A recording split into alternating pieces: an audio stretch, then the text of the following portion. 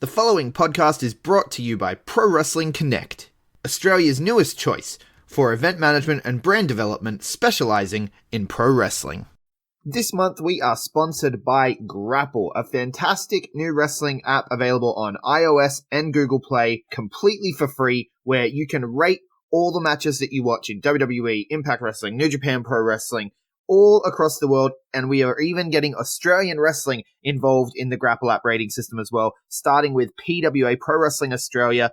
Their Green Label event from the other week is up there. The Black Label event, All Eyes on Troy, is up there. And the last 2 years of events, at least, are up on Grappler right now for you to rate so that people can get around our Aussie wrestling and see that we are just as good as anywhere else in the world. Basically, Grappler is a Rotten Tomatoes for wrestling. Now we all get a say. It is the democratization of match rating systems for pro wrestling. It's amazing. So I get a say, you get a say. You can follow me on there at Greg Unchained. You can follow Big Boy Mikey at B+_Big Boy. At Mr. Mysterious is on there. At Danders is on there. At Jay is on there. We're all on there rating the matches that we watch. So follow us. We'll follow you back. Let's build this community and get as many Australian wrestling fans onto the Grappler app as we can. You can download it right now. It has over 30,000 matches on there going back to 1985, 15 promotions around the world. There's so much to do on the Grappler app. It's a great little community, so get around it. It's Grappler, GRAPPL.co, and it's for free on App Store and Google Play. Get around it.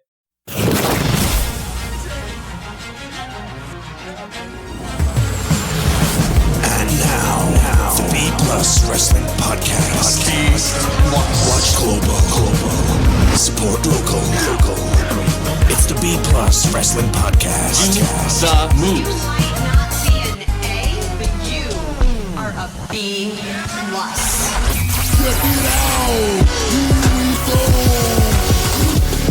You wanna mess with us? Cause we're steady on the ground, steady on the ground. You wanna mess with us? All right, ladies, gents, and non-binary friends, welcome to another B+ podcast. I'm your host, Greg Unchained. Today is Friday. You know what that means. It's Aussie Grapps Day. It's the day we like to sit down and take a look at everything happening in the world of Australian professional wrestling. We also like to speak to an Aussie grappler or grappler adjacent person. But this week, I'm doing things a little differently. Now, we got the news this morning as I record this Thursday night. We got the news this morning of the passing of Lionheart Adrian McCallum in ICW. He was a mainstay of ICW over there in Scotland and British professional wrestling in general. And in talking to someone over there, so it appears as though, we don't have confirmation yet, but it appears as though Adrian McCallum Lionheart took his own life. Now, like I said, we don't have confirmation on that, but it definitely appears as such, and it is being reported as such with the way people are talking on Twitter and what have you. And also, his last tweet was a quote from Ricky Gervais Afterlife about, sort of making sure you love as much as you can, because you never know whether you're hugging a person for the last time or not. And it just sort of, I thought that I should air this episode, a special episode that our friends at Wrestle Radio Australia did. And the reason I connected in my head was that when I was here, because I am not familiar with the work of Adrian Lionheart McCallum.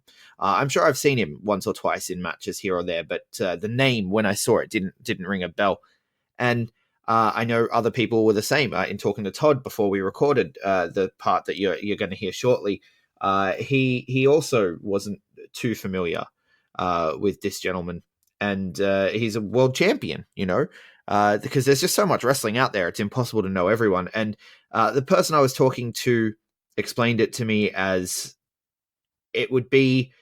They were talking about how it's a really big deal over there, and how it would be the equivalent of if a Gino Gambino or a Robbie Eagles were to take their life here. And then it just clicked to me, Gino Gambino was on this episode on Wrestle Radio Australia back in September last year, Wrestling with Our Demons, talking about depression, talking about anxiety, talking about all these things with Big Brody Marshall from Riot City, Wolf Dog from Riot City, and Todd Eastman up there in Queensland, formerly of Riot City. A lot of Riot City guys on this one, but it stuck out to me that they said, it would be as big as if Gino or Robbie Eagles, because that would affect me if that happened, and obviously this affects people.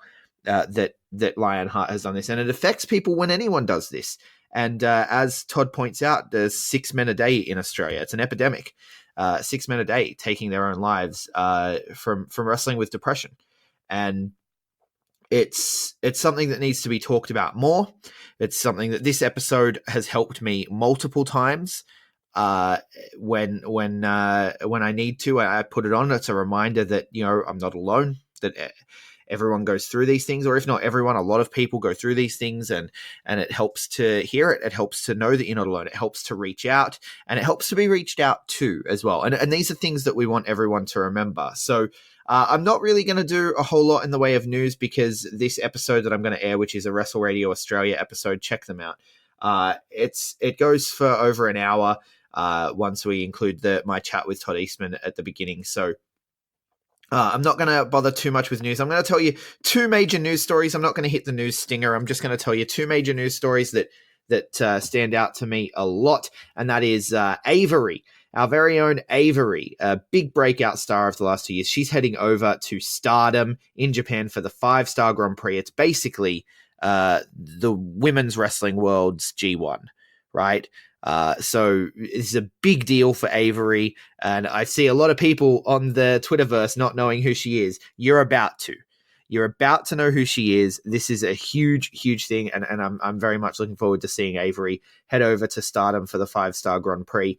And another thing I wanted to point out is OvoPlay. We talked about OvoPlay, and of course we watched All Eyes on Troy on OvoPlay last week, where Jessica Troy claimed the PWWA Women's Championship from Shazza McKenzie.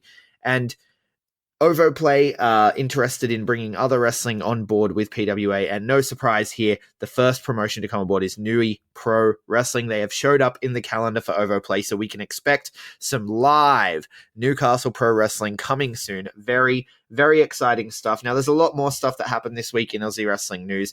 I just didn't want to do nothing. I wanted to say, you know, a little piece here or there. But in light of what's happened overseas with Adrian McCallum, I wanted to re-air this episode. It's not my episode, it's a Wrestle Radio Australia episode. So to help me introduce it, I'm going to bring in my friend from Wrestle Radio Australia, Todd Eastman.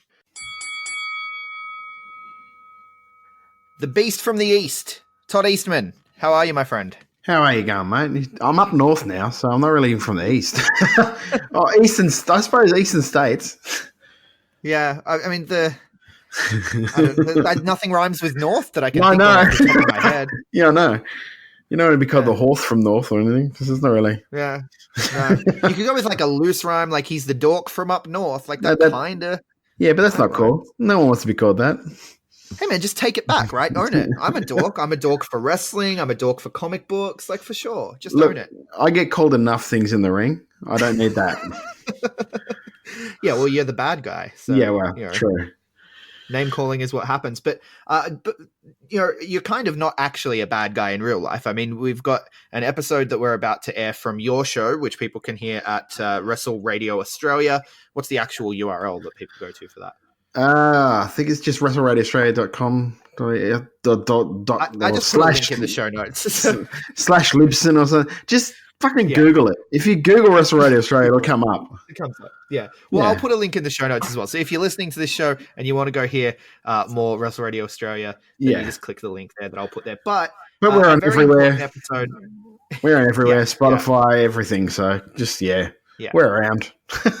It's easy to find. It's easy to find on Facebook. It's easy to find on Twitter as well. You're everywhere. But yeah, this episode that we're about to hear is one that you did a while ago. Mm-hmm. Yeah, back in October, I think it was last year. Yeah. And I remember when you did it then and thinking how amazing it was and how important it was. And I gave it extensive plugs on the show. And that sort of led to me just sort of being like, I should probably plug everything because, you know, I like listening to these Aussie interviews and stuff. So, but it's sort of this particular episode was the catalyst for all that because it's a very important episode. Yeah, it was a big departure from what we do every week on the shows where we basically just talk wrestling and that's all we do. But then like this sort of stuff affects so many people. And like so much so like because I already know because I listen to a lot of the Triple M Sydney morning show, their podcast. And Yeah. the guy that's on that is Gus Wallen, and Gus Wallen also runs a charity which we like regularly donate to on Wrestle Radio Australia, and that is Gotcha for Life. And they go, and that's because he had a really close mate of his commit suicide and pass on, and it really affected him. And it was just for the fact that he looked into what causes all of that sort of stuff and did a whole documentary series called Man Up and all of that stuff about just the toxic like masculinity, if you will, just not being able to talk about your problems and all of that sort of shit.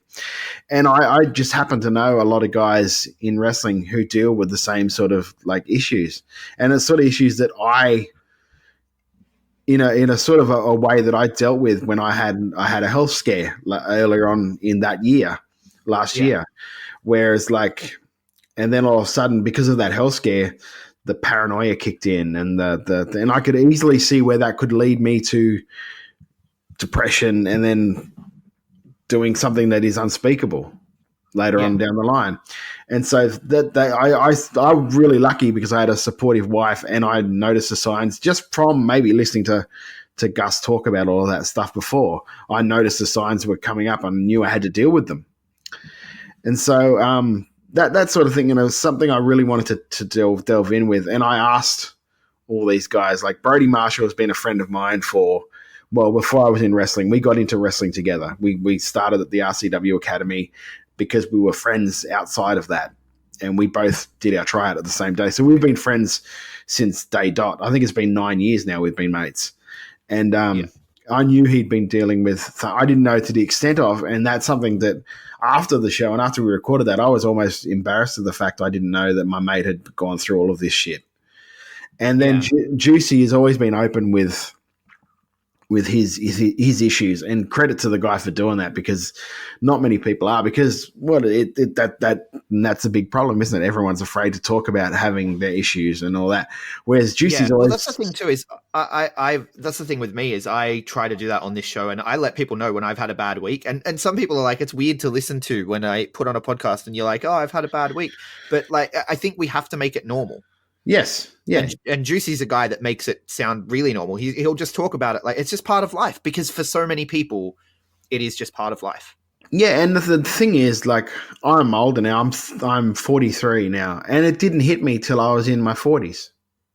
Yeah, I went through.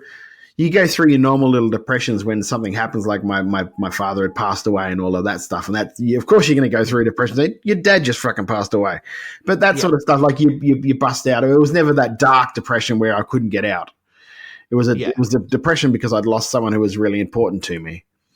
But the problem is, we were seeing it recently, like, and even in RCW a few years ago now, we lost someone really important to us, Cookie. We lost him to that, and it tore us all apart. It was very, very, very emotional, as you can expect, because you're losing someone that's very close to you. It's because we're a very tight, RCW are a very, very tight family. Always has been, always will be. And that's the first time we've had to deal with something like that, which was just, it ripped the heart out of us for a while. And then, like, having to deal with that, that's why we started to talk about it, and mates talk about stuff. Luckily nowadays, anyway, a lot of mates actually get around and talk about when they're having those issues and not feeling very well. And luckily, since recording that interview, well, I wouldn't even say it was an interview, just that talk, I've had a lot of guys. It's kind of like a roundtable discussion. Yeah. I've had a lot of guys message me when they're having issues or they're having trouble, and just being able to tell them, look, it's okay, mate. We all go through this shit. You just got to look at the bright side. You can deal with it. Nothing's worse than not talking about it. Because the more you don't talk about it, and the more you're in your own head about it, the worse it is. Yeah, for sure. And like, I'm going to say this too. Like, I feel like, I don't know what it is about wrestling that attracts people who do have these issues, or if it's just everywhere and I just notice it because I'm around wrestling. But like, when I was going to training, there were a couple of us, because I've had issues like this throughout my entire life, like starting in my late teens. And I met other people at training who have similar issues. And as a fan as well, I've met a lot of fans who have similar issues, specifically anxiety and things like this. So it's something that's really prevalent in our community. And so I think it's very important that we talk about it and that we listen to you guys talk about it. So Yeah. I'm going to play the episode. Well, mate, I'm gonna play the before episode you here. before you do, If there's anything else you want to say. yeah, before you do, it's not just wrestling fans, mate. It's everywhere. To the point where, like, I say it on our show every week because all the merch I sell on Wrestle Radio Australia, the proceeds go to Beyond Blue and Gotcha for Life because that's how much we support it. I don't care about making any money off that stuff. I would rather have that money go to them. We lose, and this is particularly just young men or men in particular, we lose 6 men a day to suicide in this country. And that's just the stuff that's just the stuff that's been reported. That's not the attempted suicides, because the report came out a couple of weeks ago saying there is a lot more attempts at suicide.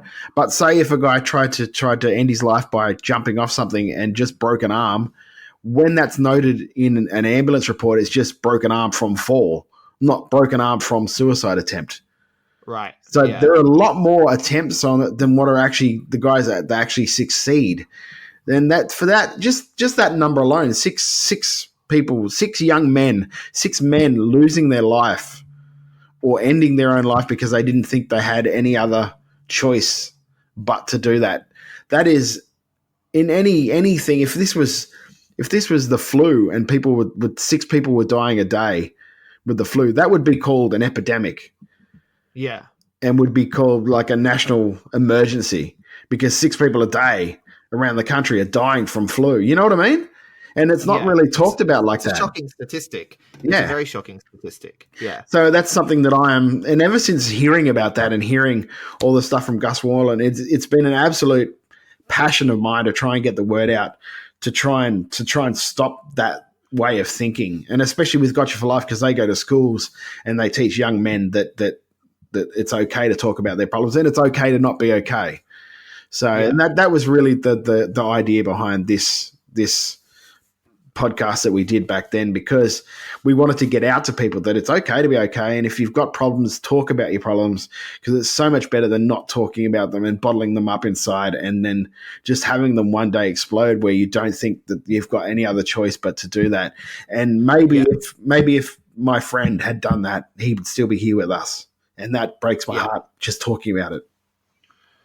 Yeah, definitely. It's because it gets exacerbated by this feeling of loneliness is the thing I find. And talking about it, you realize that you're not alone in the feelings, in the thoughts, in the things that are happening, and it can get better.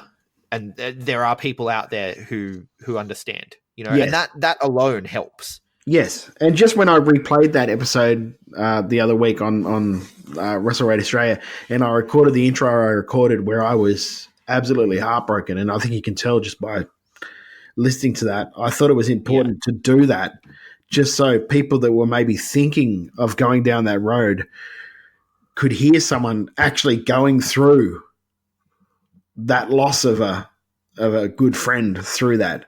They can actually hear the pain that someone that loses a good mate to this hideous thing is going through, and maybe would go, shit, if I can't imagine leaving my friends feeling like that. And maybe that is just the catalyst for them to go and get help. I know it was for at least one case, because after that I got an email from someone saying, thank you, I've decided to go and get help now because I heard that intro and heard how much pain you were in, and I hope you're feeling better. Yeah, definitely.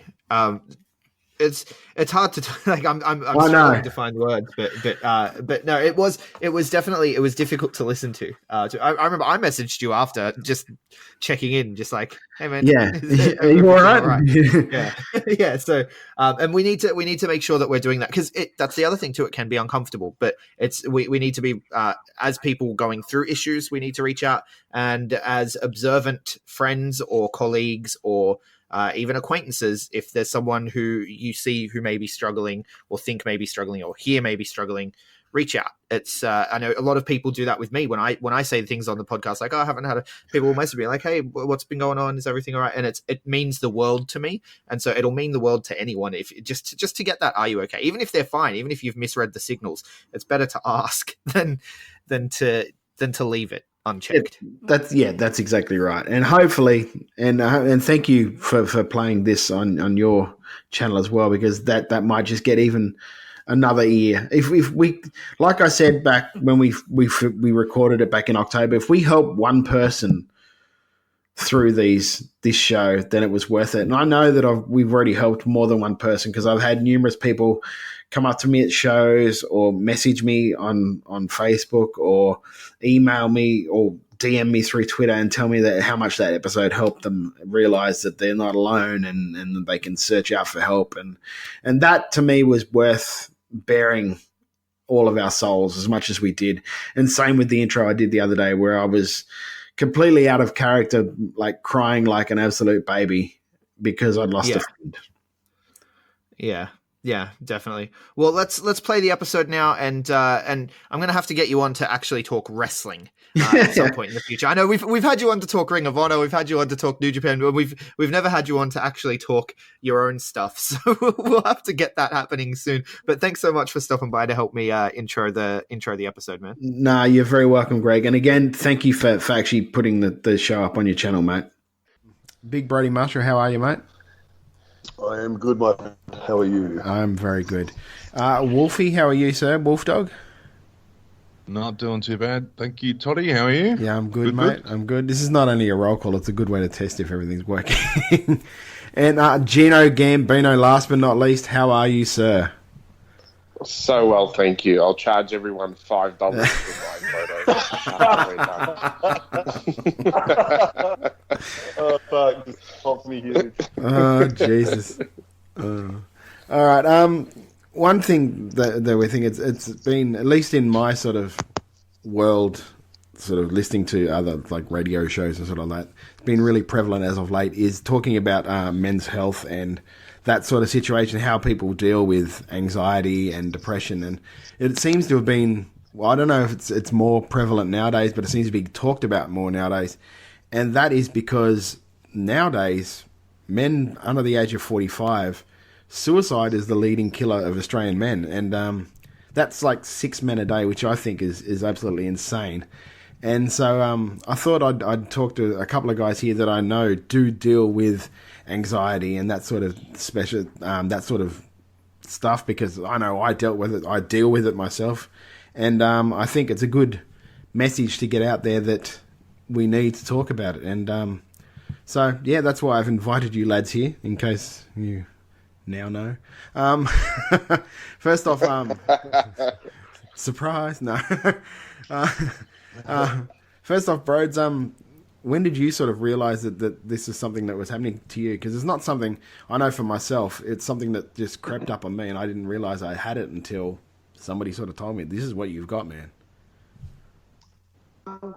Oh, look, for me, I think this is different for everyone, but for me, this sort of, it hit me out of nowhere, but I think it had already been there somewhere in the background for a long time. And I think I had a episode in my life that just triggered a flood of it hit me at once, and it just crippled me for a while there. And I'm not fully on the other side now, but I'm getting there in a pretty big way. But it's, for me, it was an accumulation of things that sort of I don't know how you want to put it, tipped me over the edge into a really sort of deep depression and a huge amount of anxiety. So yeah, that's my personal experience in regards to how I sort of got it, if that makes any sense. I don't know if that should already like not the right term. But something triggered in my brain that threw me down that hole, and it's fucking hard to get out of. So. Yeah, and how did you find that sort of? Did you find that the talking to your mates sort of helped you deal with it, or is it something you sort of, because you can't really deal with it on your own, can you? So did you seek like professional help, or did you talk to your mates, or how did you deal with it personally? Or how do you deal? Yeah, no, for sure. Look, I think everyone deals with it in ways, and I think you've got to find what works. For me, I did everything I could to try and pull myself out of it. I read up on it a lot, the symptoms and what to do. I went to a psychologist. I don't go anymore. I used to. I did everything and tried everything. I took up photography. I tried to keep myself busy. I was lucky. I had a couple of mates that I sort of really opened up to, and that I found, for me personally, talking about it was one of the best things I could have done.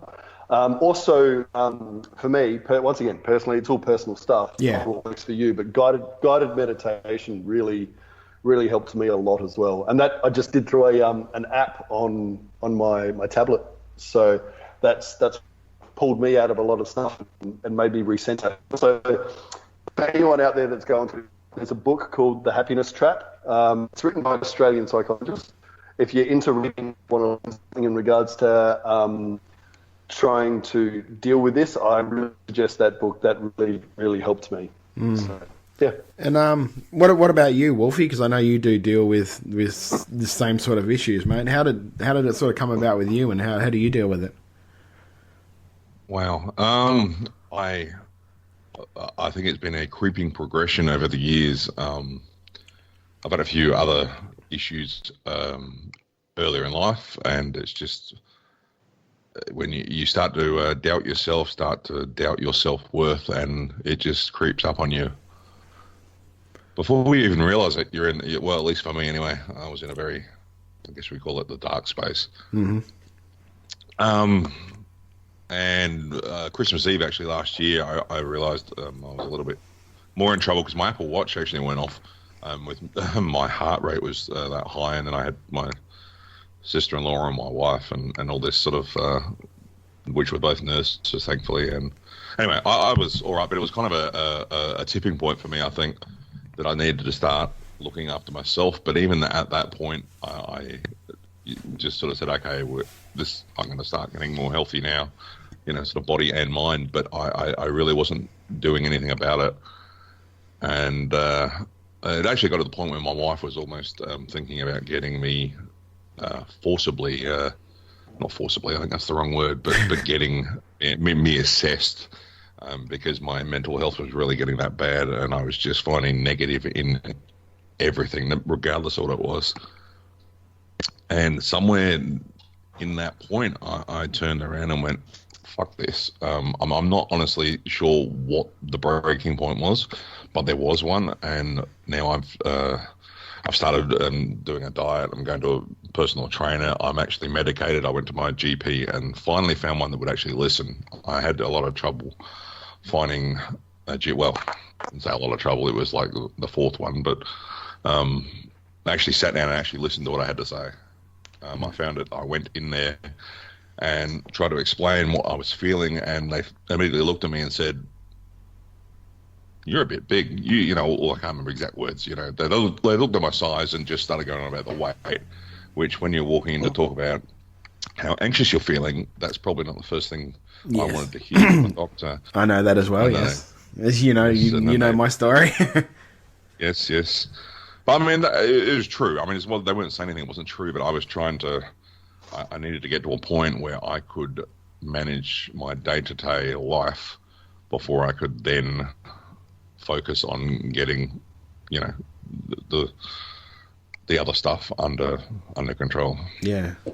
If that makes sense. Did I actually answer the question there, or did I just ramble on? Nah, sort of. You pretty much did. It's all good. How about you, Juice?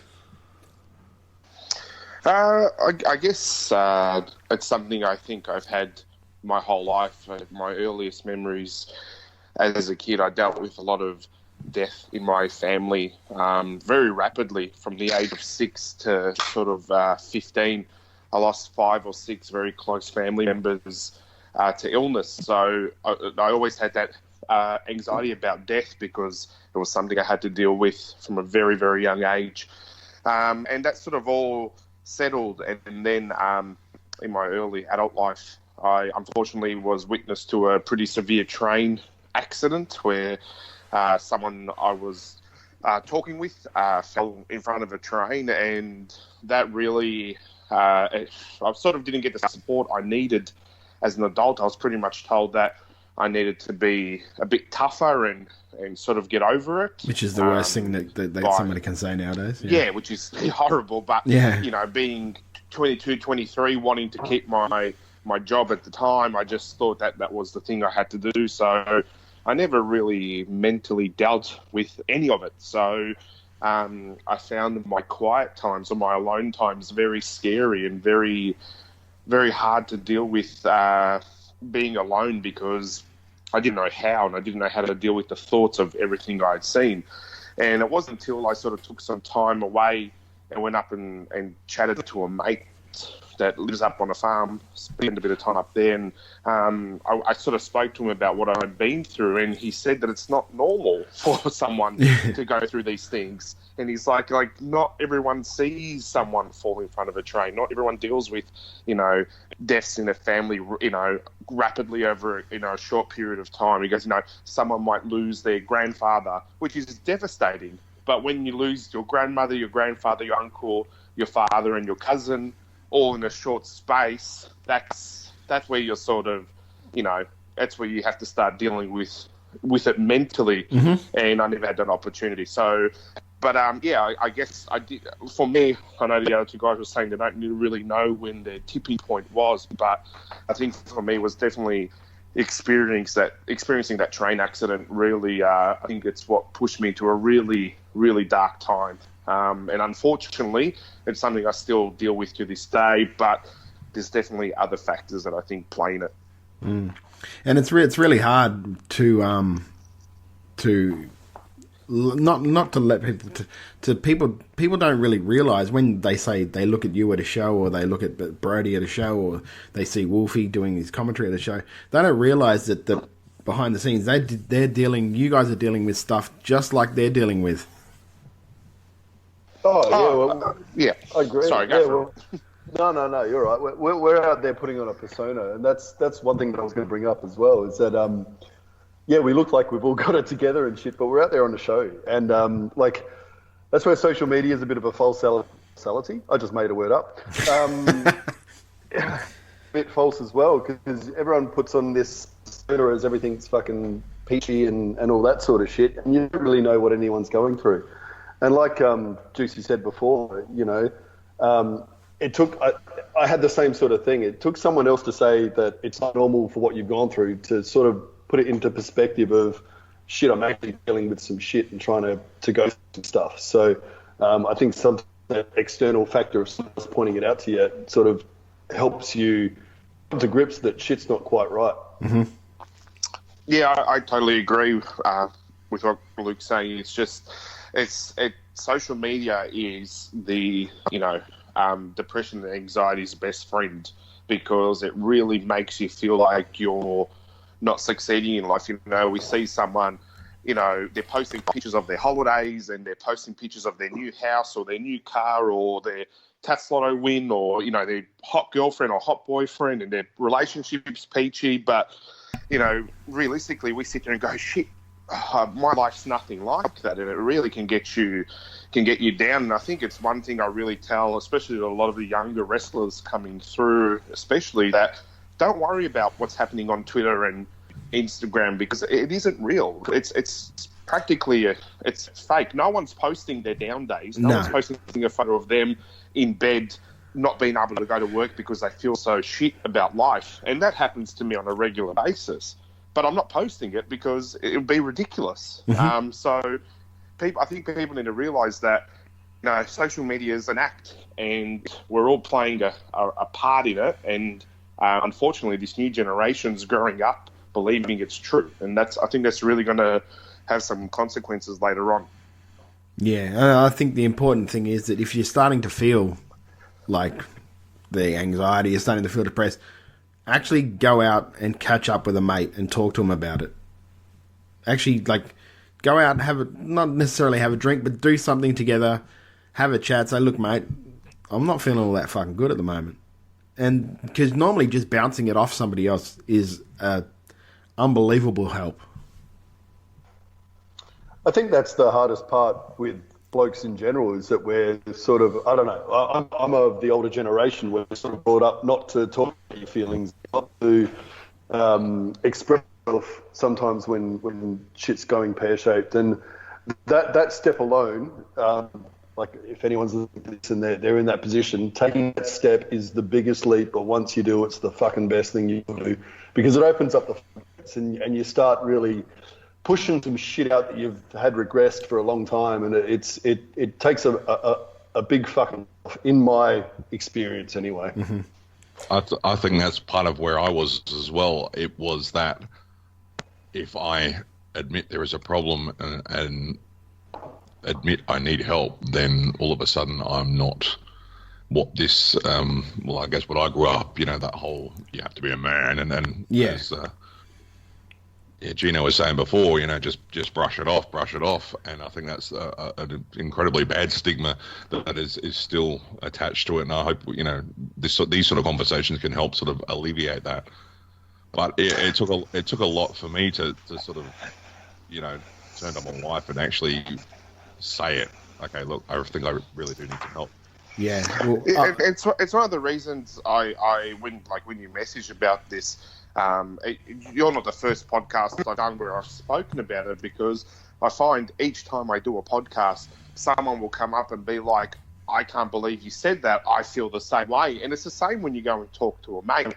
You start off with your problems, and before you know it, you've both emotionally emptied your tank, and it's a really good feeling. You're both really putting all your cards on the table. When you thought it was just going to be you, all of a sudden they're speaking about their side as well, and it's a really comforting thing to hear that it's quite normal to have the feelings you're having. Yeah. Well, when I first dealt with mine, or started to deal with mine, the feelings I was having, I was in a weird position where, like, I've moved interstate. So I moved from Adelaide to Queensland, as you guys all know. So I don't have the support structure of just a mate that's nearby that I can call and say, do you want to go to the pub, sort of thing. And I'm a little bit older than you boys. I'm nearly a little bit older than Luke. I like, yeah, probably about your age, Wolfie. I grew up with the same thing where, like, you have to be a man and you're the one who's supposed to look after things. And my wife deals with anxiety herself, and she always said that that I was the one that helped her really get better. Do you know what I mean? So for me, I put my whole worth and everything into being that guy that was there for her and her support structure. And if I'm dealing with this shit, how can I support her? And that, you know, that sort of doubled the anxiety for me anyway. And it was really only when I got on like Facebook and talked to you, Broads, and to you, Wolfie, about it, that I really did start to deal with it, because it was sort of like I'm actually talking about it, because I didn't talk about it with anyone but my wife. And with the weight thing that you talked about, Wolfie, I had the same thing with blood pressure. And I actually I had my doctor, or one of my doctors, say to me, when they first diagnosed that I had really high blood pressure because of my weight, well, my weight was a big factor of it, literally said to me, oh, I'm really surprised you didn't have a heart attack or a stroke in your sleep. So for the next month and a half, I think I lived on about 2 hours sleep a night, because I was just afraid to go to sleep. And it wasn't until I talked... Yeah, go on, Wolf. Yeah, go on, sir. No, go on, mate. No, I was just going to say, yeah, sometimes the bedside manner of the doctors, they could just be that little bit more gentle with the way they say things. Yeah, but it wasn't until I started talking about it with other people that I started dealing with it. Look, I'm not going to die in my sleep. I am doing stuff to improve myself. So, you know what I mean? But it was just, it's something that, like, if I didn't have my wife to talk to, and my wife to finally say, look, you don't have to be that stereotypical, like, rock that I lean on. You can lean on me as well. If it wasn't for that, then I don't know what I'd be doing right now, to be perfectly honest with you. The thing is that I had the anxiety, or I still have the anxiety at times, but it doesn't lead to depression, luckily. It leads me to not wanting to sometimes just get out of bed, because I just want to just make this fucking feeling go away, but it's something I deal with. I don't know how you lads deal with it, though. Well, I think everyone deals with it in different ways, and I think you've got to find what works for you. For me, it was keeping myself busy, and like I said, I stopped drinking for 3 months. I hit the gym like I've never hit the gym before. I lost a shitload of weight, which I don't really need to do because I'm a skinny prick anyway. But it's I found that doing something all the time took my mind off of other things, and it's not about escaping the situation. And once again, I'll refer to the book that I read. It's about once again, the happiness trap. Get on it. It's about understanding that there's pain and learning to deal with that. And like everyone's different. For me, it's gotten easier over time. It still raises its head and it still fucks me over. I'm not going to lie. Mm-hmm. But it's about I now have coping mechanisms to make me push through and actually deal with it. And look, people have different severities of this, and it manifests itself in different ways, which is I don't think anyone can pinpoint it. And I will say, because I didn't go through it before, mine came to me real late, and until you actually go through it, I don't think you'll ever understand it or ever understand how dark the world can be when you're in it, in its depths. Like, nothing can pull you out of it. That's what I found anyway, once again. And you could have the best thing in the world happening to you, and it could be happening to you at that point in time, but you do not appreciate it, and you do not take it for what it is, because you're so down on yourself and so preoccupied is not the right word, but you're just so caught up in the depression that you can't see the good in almost anything. I don't know how you lads have had that. But yeah, I was going to say with you, Juicy, because like in your sort of your wrestling career, this past year has probably been the best year you could have imagined. Did you still deal with that sort of stuff during that, and how did you cope through that? Oh, 100%. It's funny, a friend of mine was messaging me today because I wasn't feeling my best, as you guys discovered when you called. But and they asked me what's going on, and I just sort of went through a few things that I was feeling. They're like, but, you know, it looks like you've had the best wrestling year of your life. And I don't know, I think when you deal with this on a regular basis, I wish there was a word, because I hate the word anxiety and depression, because I feel like it just puts it into a category that people paint a brush over. I wish there was like I just wish there was a separate word. But look, we'll think about it. If we think of one during this, we'll say it. But when you're feeling this way, you know, having a really good moment puts you on such a high that the crash down is worse than when you felt beforehand. Like at the start of the year, I was too busy and having too much of a good time to think about it, which was great. And I had this really, you know, euphoric moment. But now that it's a little bit quiet, if I have a free weekend, I feel like I've wasted my life. I sit on the couch and I go, well, what have I done with myself? Nothing. And then I go and buy myself, you know, a $100,000 car for no reason to try and fill a black hole. Like, it's just, it's so powerful. It can literally ruin your life. And I'm not talking about the, you know, far extreme of, look, we understand suicide's a big thing and self-medication, but before you know it, you're buying things you don't need, you're eating crap you don't want to eat, you're drinking far too much. Like, it really can take hold of you, even if you just had the best, you know, few months of your life. Mm-hmm. And that's what I think the scary thing is I think people get into a new relationship, or they have something really good happen to them, and then once that sort of honeymoon period has worn off, they're back to their normal self. Well, not normal self, but they're back to their self that still hasn't dealt with all the issues, and it's worse. And I think that's when we start seeing these suicides and self-medications, because they've come off their mountaintop and it's not very nice down the bottom. Yeah, 100%, Adam. Like, that's cool. I just want to say as well, like, I don't ever... I think some people are scared to talk about this stuff because they don't want to come across as like they're whinging or anything like that. And I don't think that's what it is. I think people need to have the guts to talk about this stuff without thinking, shit, I'm just going to come across as like I'm either soft or I'm weak or I'm I'm not man enough. The most manly thing you can fucking do is talk about this stuff. Not necessarily like to someone that you have confidence in or someone that you know will listen and understand. I don't necessarily think going on social media and spilling your guts out for everyone to see is the best idea. But Oops. yeah, but that once again, that's just me. But in saying that, I think if you can find someone or a group of mates or missus or anyone that you can discuss it with, like that is more manly than killing yourself over it. Killing yourself's the wrong term, but letting it fester away inside and not doing anything about it. Yeah, and the reason, of course, I said oops on that is because I just basically did that about a month ago.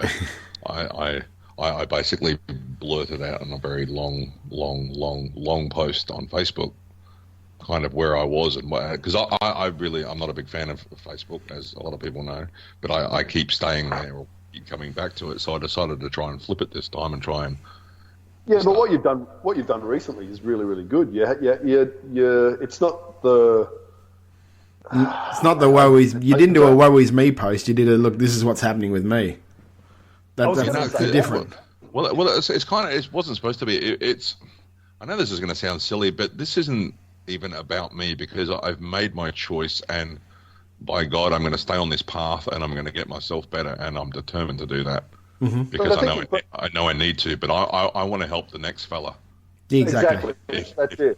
Yeah, and I think that's why we're all here as well. If this conversation will help that person that we may not even know, then by God, it's a good conversation to be having, you know? Yeah, exactly. And look, like we were saying before, I think the wrestlers are perceived as big, strong men who've got their life together and everything's fucking peachy keen. It's if anything, I think wrestlers are probably more prone to it because it's such an egotistical sport. It's such a self-absorbed sport as well that it's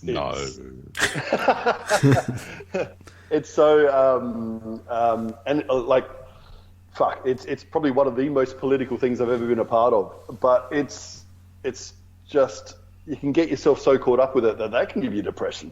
It's something where we're meant to be manly men, but we've actually got some fucking demons and we're dealing with them. Yeah, well, half of my anxiety was the fact I thought I had to try and save everything that was happening up in Queensland wrestling, and that was half of.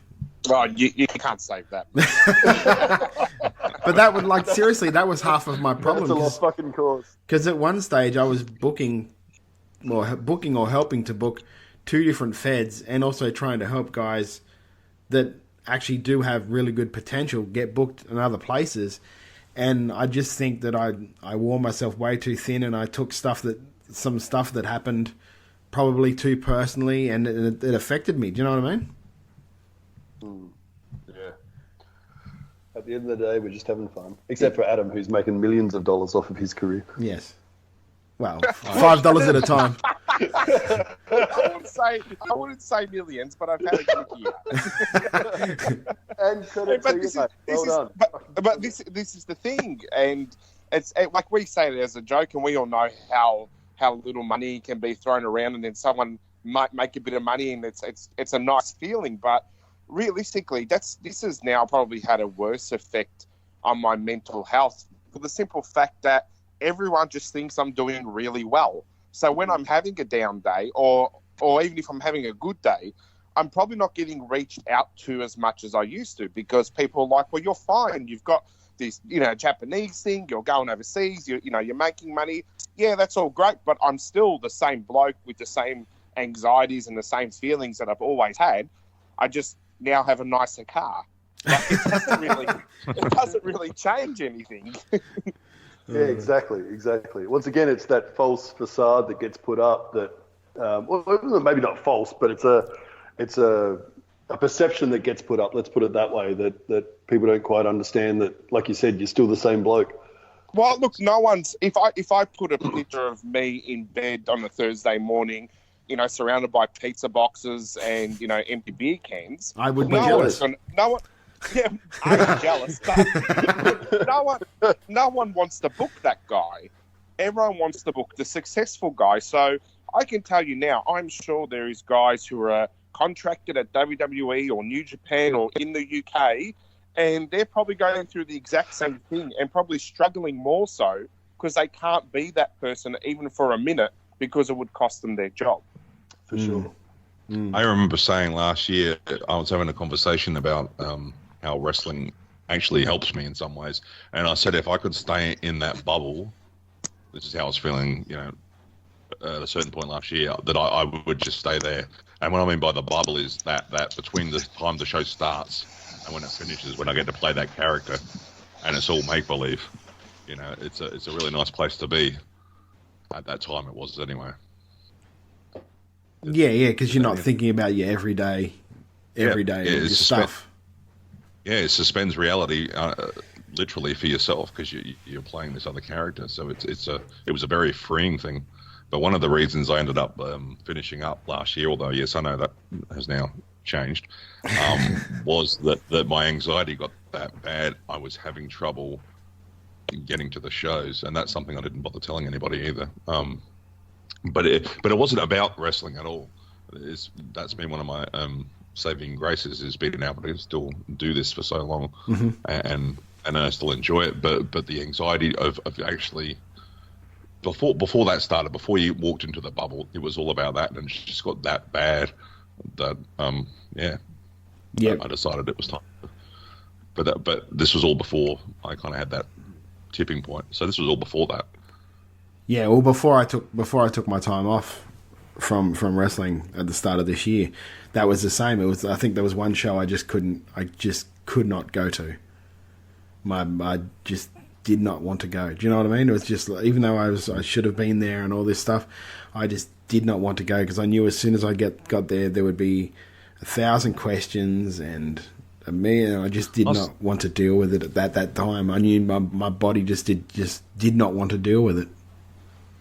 See, I don't get. I'm not in the position you're in, so I don't get the 1,000 questions. It was all in my head. It was like, I can't even describe it. It's just like you're about to lose control of everything, and there's just, it's really hard to put into words. Yeah. And it was just an overwhelming feeling. It just kept getting worse and worse and worse. Yeah. And even now, you say about how we handle it. I'm masking mine because I am, I'm not self-medicated. This is from a doctor. And it's helping me to be able to focus on then trying to get myself better now. And then hopefully down the track, I can, sort of move forward without the, sort of the Band-Aid. Yeah. I'm really glad you brought up medication because it's something I did after the train accident because I was suffering PTSD. And when I mentioned it to people, they were really shocked. And they're like, oh, you don't need that. And, oh, you shouldn't be on that. And it's like, well, it helped. And I think, would you agree it helps you, Wolf? Like, I don't know if I'd be able to sit down here and do this or be at the point I am at now where I feel I'm actually making some positive strides if I hadn't, and if I don't have that.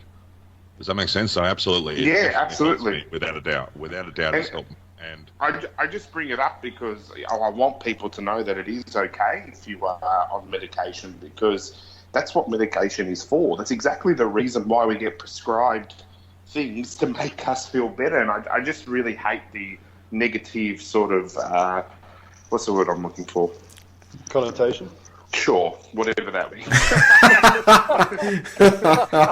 But that negative tone that people have if you say that you've been medicated, like I own some firearms and I had to really go through a lot of hoops to get my license because I'd taken medication 5 years earlier, and I'm like, which is fine. I understand that giving firearms to someone who's been on depressive medication could be difficult, but it was such a hard task, and it really made me feel like I was sick or I was unwell, and I didn't feel that way. I just felt like I needed a kickstart or a jolt.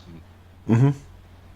See, for me, it's keeping me focused, and I have, I'm also on the heart medication, which is something I've spoken to Todd about as well, because my heart obviously wasn't in a good place either to do with my weight, and I'm working towards fixing all of that and it's going to be a nice long journey. But I'm as I said, I've made that choice now.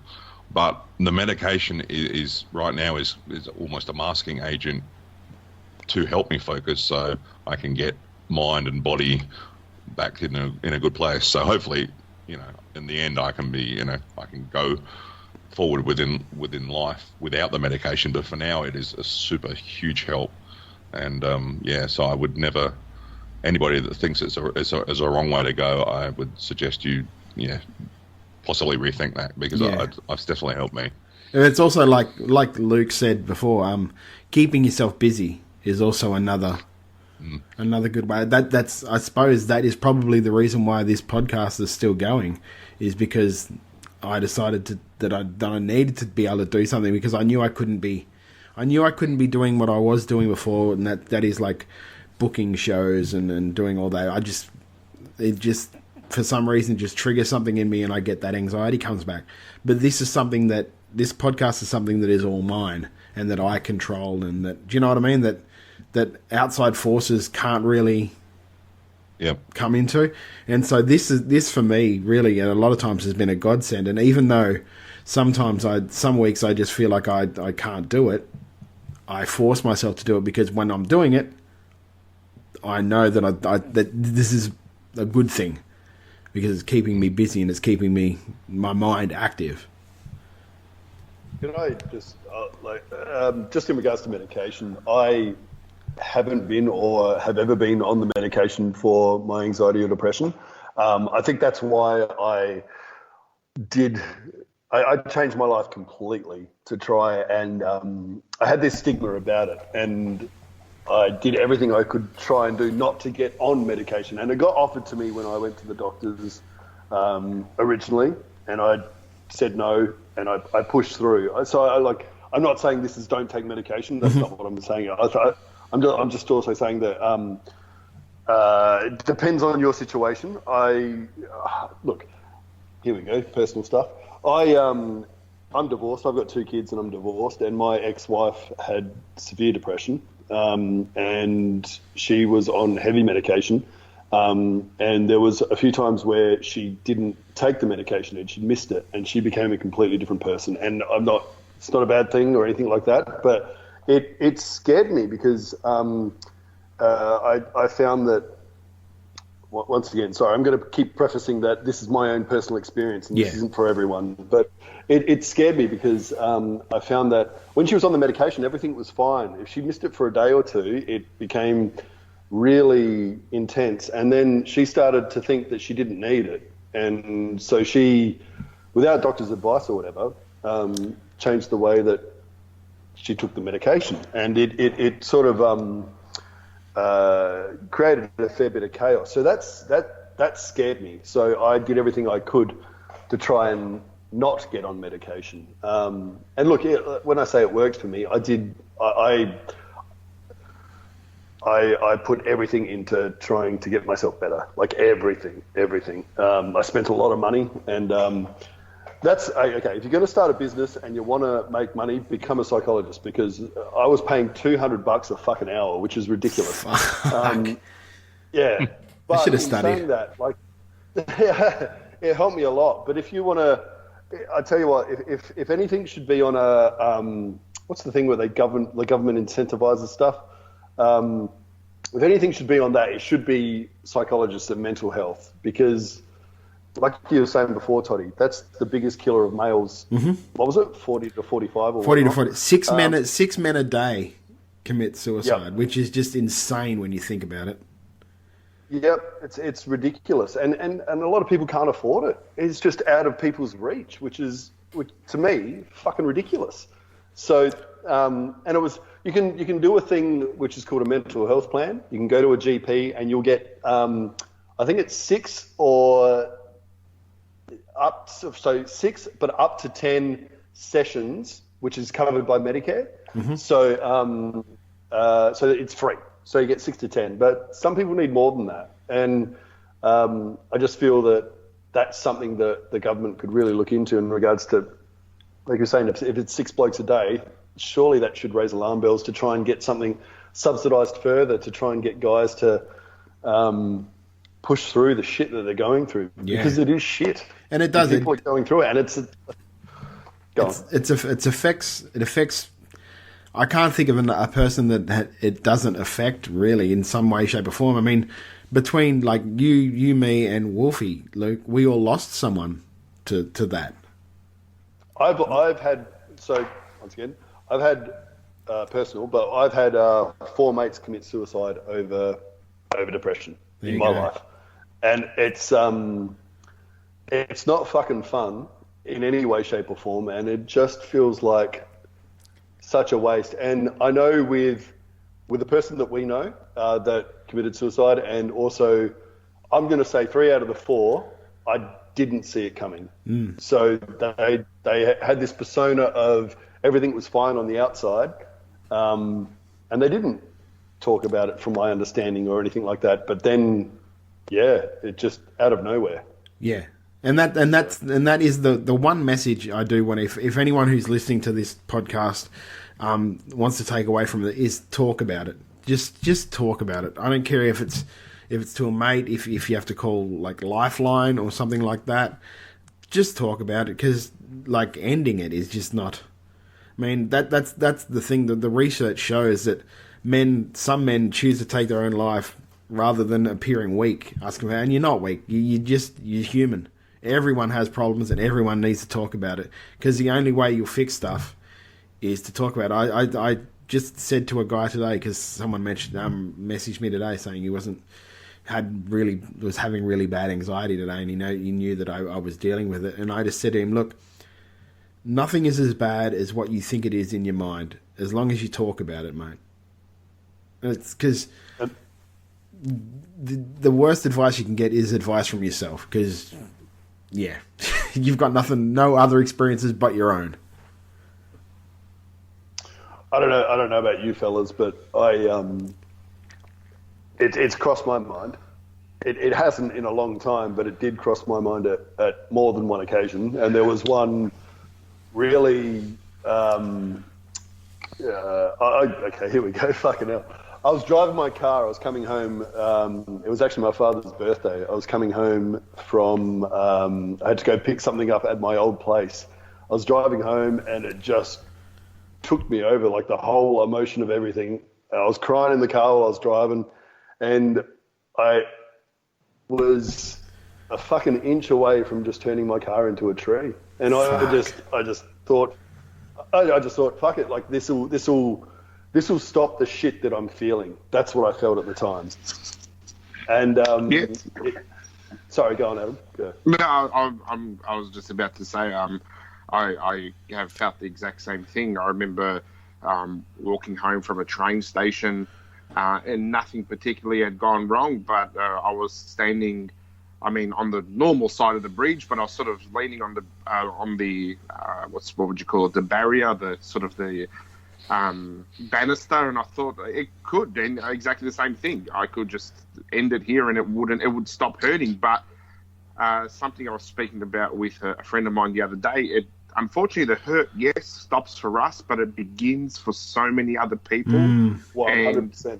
And it's such unfortunately, and it's harsh to say, it is a bit of a selfish act, because yes, we may have been not feeling that anymore, but the amount of pain and sadness we cause for the people around us, I don't think is worth it. I think there's so many other avenues, and that's something that sort of has kept me on the straight line, that it isn't worth it to see my sisters crying, or, to have friends of mine upset for years. And, we still talk about friends of ours who have, committed suicide, and it's a pain. It's a hole in our heart. And unfortunately, it's been left there by their actions. And it's something that I think we really have to talk about, because suicide's such a don't talk about subject, because, someone might do it if you talk about it, or someone might get offended. But really, it's a really shit thing. And the unfortunate thing too is a lot of the times people would commit suicide and not thinking that someone has to find them. And if it's not a police officer or emergency services, it's a family member or a friend, and they 100%. Have to live with that the rest of their life. Yeah. Yep. And exactly the same as Adam. That's the thing that, not the only thing, but that ran through my head when I was thinking those thoughts as well. Is like, the aftermath and who's going to find me. And I've got kids, mate. That sort of stuff. It kept me going, but there's times where, or there was a time where it got that bad for me. But anyway, sorry, go on, Wolfie. No, I was going to say that's a strong way to bring you back. I don't think I've actually got to the point, although I have said it a few times. When you're feeling that bad, you just blurt it out like I wish I was dead, or I wish. I don't think I've ever got to the point where I've considered it, but I know at some stages in my life, best example I could have is that if I saw a bus coming, I wouldn't step in front of it, but you think about it. If it hit, no, it's not so much that, but if it actually had hit me, I don't think I would have cared either. If that makes sense. If that's. Oh, totally. I wouldn't purposely jump out there, but if it did hit me, it'd be like, oh well, Yeah.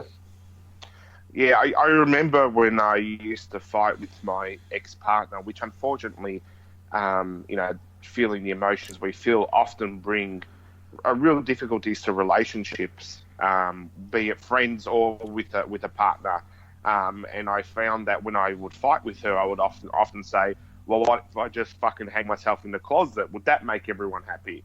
And didn't have any plans to do it, but, the idea that I had an option, and really it's not an option, it's just such a negative mindset to have that's the okay thing. And I think if you are feeling that way, or if it is something you say, like, oh, I'm just going to walk off a bridge or whatever it might be, then I think that's a real sign that intervention is needed either from yourself or someone else. And I think if you're looking for a sign of where your mental health is at, if that's what you're thinking, just like we have, I think it's time that you step up and make those decisions to try and make changes. Yeah, well, very well put. That is the first step as well. It's that self-realization and that self-admittance, and that's for me at least, that was one of the hardest steps. But once that step's taken, then I think it's a little bit easier after that, or at least it feels that way to me anyway. Again, as Brody was saying, it's all kind of, this is how I feel. I don't think once again, personally speaking, I don't know if it gets easier, but I think you are able to deal with it better. I don't know if it ever gets easy. That's probably a better analogy for it. Yes. Yeah. Oh, it's hard to fix something when you don't admit there's anything to fix. Yes. Or if you don't actually even know what's wrong. That can be another thing too. Yes. For the longest time, when it first started happening to me, I didn't know what the hell was triggering it. And the doctor would say, my wife had to go to the bathroom for something, and she walked out of the room, and as soon as she walked out of the room, he goes, are you having problems at home? Is that what this is? And you're afraid to say it in front of her. I'm like, no, I'm not having any problems at home. She's actually the best thing I've got at the moment. Do you know what I mean? So the hardest part is finding out what that problem is and dealing with it. I think it's a bit like the gym.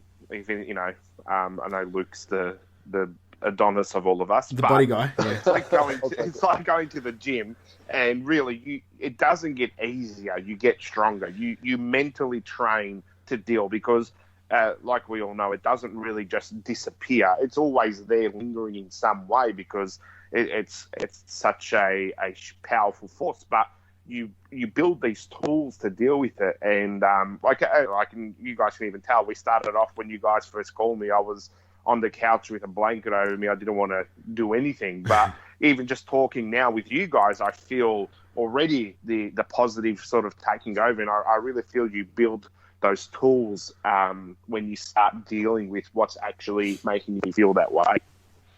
And I agree with you 100%, Adam. When Toddy put this forward for us to have a chat, I can't remember whether I said it to him or he said it to me. Just us blokes talking is going to help each other as well through some of this shit. So yeah. I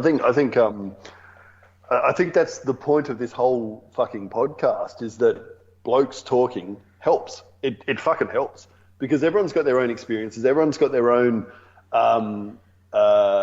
thing that triggers them or thing that has triggered them, but it's about expressing it and like I was saying before, taking some of that weight off through conversation. And I don't think blokes do that often enough. It's such a stigma around it. I totally agree, and it just, if we're going to focus on men's mental health especially, the one thing I can honestly say that everyone should do is get their testosterone levels checked. I did some dumb things as a teenager, and it's affected my testosterone levels now in an adult life. But when I got them regulated, my mental health really, really benefited from it. So yeah, just get a blood test done as well. It can be a physical imbalance. Your hormones really, it balance you out. And if you're not in check, it's really worth, jumping on to a GP and getting that blood test done. Yeah, testosterone and thyroid. Thyroid is it excretes hormones. So that's something that when I first got tested, my thyroid was excreting more hormone than it should have. They thought that was the issue, but I'm also larger than the normal man, and I excrete more hormone. So it ended up being normal. But Not it to was brag or anything, but Yeah, not to brag. I'm larger than the old man. Yeah, look, I Ladies. just have a 14-inch penis, and but that wasn't the problem. Ladies. So, I also want to add, though, if you are going down that GP route, make sure you find the one that's going to listen, because you may always not find that. I didn't find it for a few. I've got a really good one now that listens and really listens. So if you do go down that path and you don't find that they're listening to you, then look for another. Don't just give up. I absolutely agree. Same with psychologists. I think people, if we're shopping for a car or a new T-shirt or a couch or a TV, we will go to 6 or 7 different stores before we make a decision. But when we want to get some medical advice, we go to the one doctor and that's it. I highly recommend window shopping, because it took me a couple of psychologists before I really found the one that I have a connection with. And a lot of people say the same. So don't feel like you really need to be comfortable with your GP and your psychologist if you're planning to see one.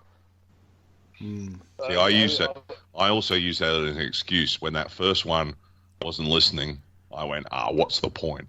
That's the worst thing you can do, because there's a huge to it. That's why you got to keep looking. Sorry, go on. Yeah. Brody, No. sorry. I was in exactly the same boat, especially with what Adam was just saying. My first psychologist was fucking terrible. I went to 3 sessions and I said 2 words. So I had to change and find someone that would listen and understand what I was going through for it to actually start working for me.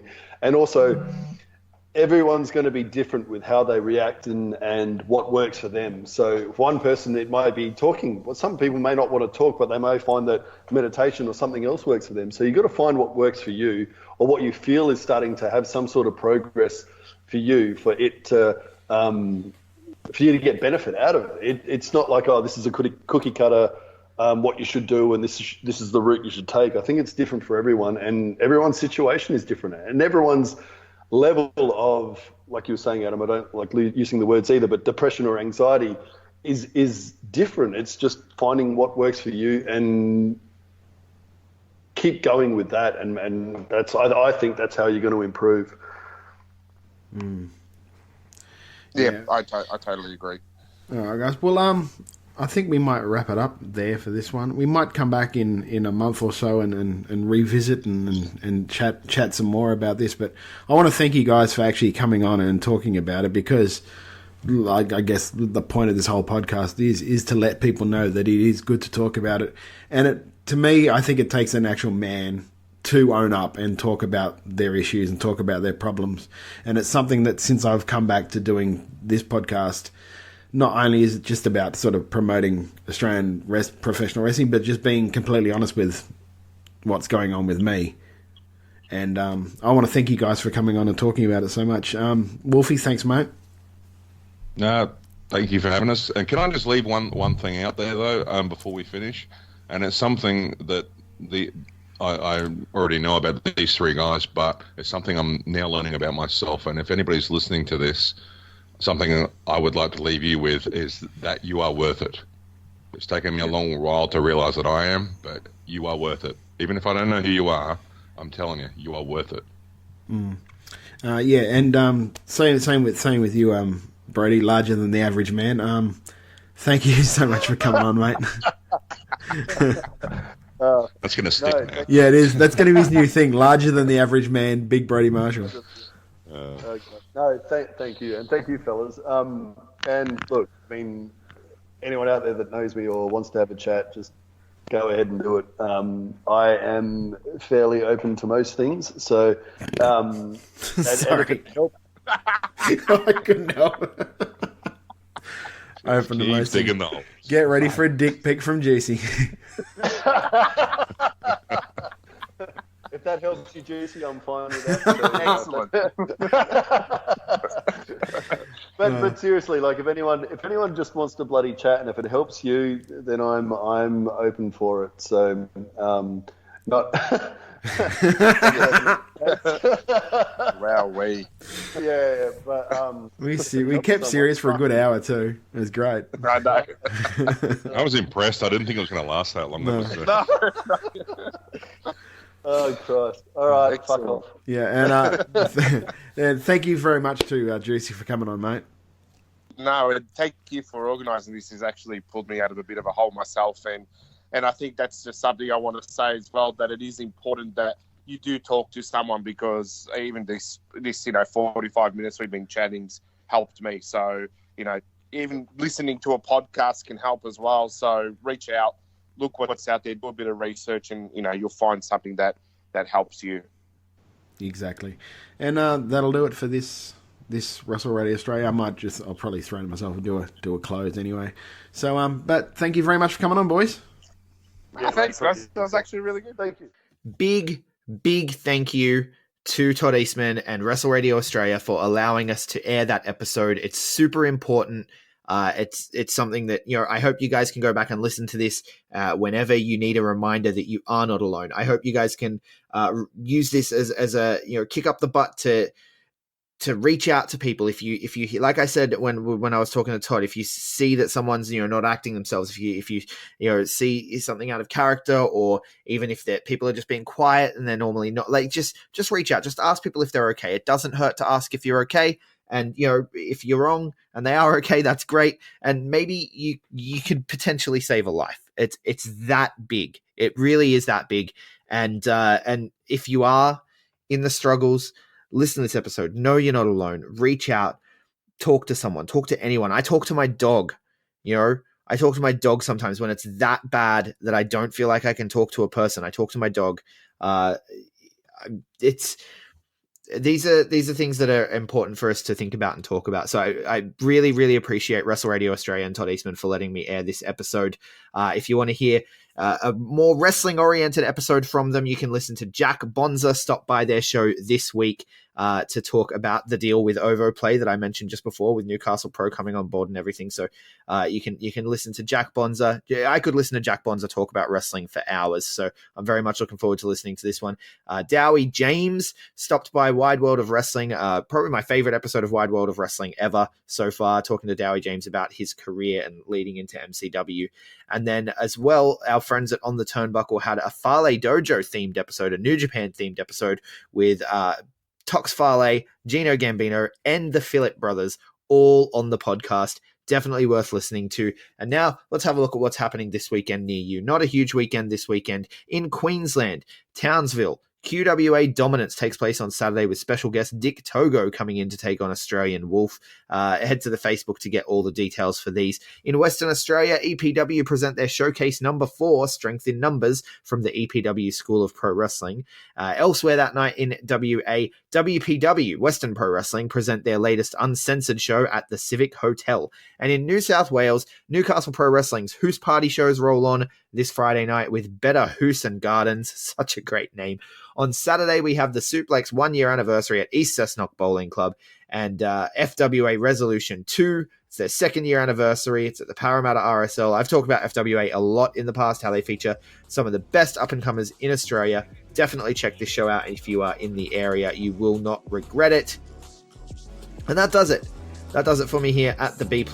We also have, of course, World Series Wrestling. How can I forget that? Oh, thank God, I feel terrible. World Series Wrestling also happening this weekend, tonight, tomorrow night, the night after.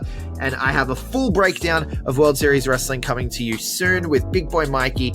So this one's hitting the feed in the morning. That one will be up by lunchtime so you can listen to our World Series Wrestling preview. But that does it for this week, guys. If you want to hear more of us, of course, I am Greg Unchained on Twitter, the Greg Unchained on Instagram. We collectively are the B+ Wrestle on Twitter because wrestling wouldn't fit. The B+ Wrestling everywhere else. Like, share, subscribe, 5-star review if you like what we do. Reach out to your friends.